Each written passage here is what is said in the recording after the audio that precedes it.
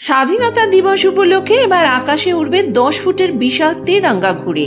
দুর্গাপুরের গোপাল মাঠের বাসিন্দা ছোটন ঘোষ নিজের উদ্যোগে তৈরি করেছেন এই ব্যতিক্রমী ঘুড়ি, যা ইতিমধ্যে এলাকায় কৌতূহলের কেন্দ্রবিন্দু হয়ে উঠেছে।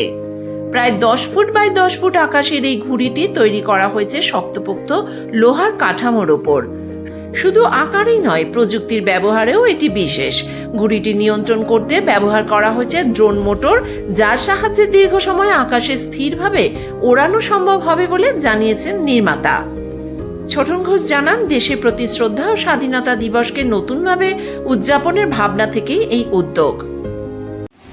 আমরা বানিয়েছি দুর্গাপুরের বুকে সব থেকে বড় তিরঙ্গা কালার ঘড়ি, মানে আমাদের দেশের জাতীয় পতাকার যে কালার, সেই কালারের ঘড়ি বানিয়েছি সব থেকে বড়। তাই এইটা রিমোট কন্ট্রোলে উঠবে এই ঘড়িটা, মানে দড়িও থাকবে, আবার সোজা ওড়ানোর জন্য বা ডান দিকে বাঁ দিকে করার জন্য আমরা রিমোট কন্ট্রোল ব্যবহার করেছি এই ঘড়ির মধ্যে।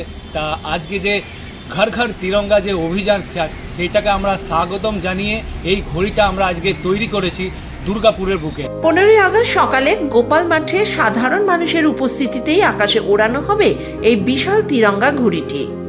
জাতীয় পতাকার রঙে সাজানো এই অনন্য সৃষ্টি স্বাধীনতা দিবসে দুর্গাপুরের আকাশে এক আলাদা আবহ তৈরি করবে বলেই আশা স্থানীয়দের।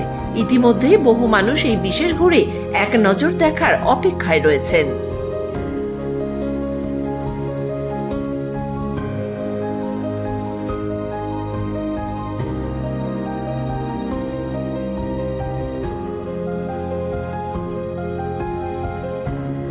দুর্গাপুর থেকে সনাতন গড়ের রিপোর্ট, আমার কথা নিউজ।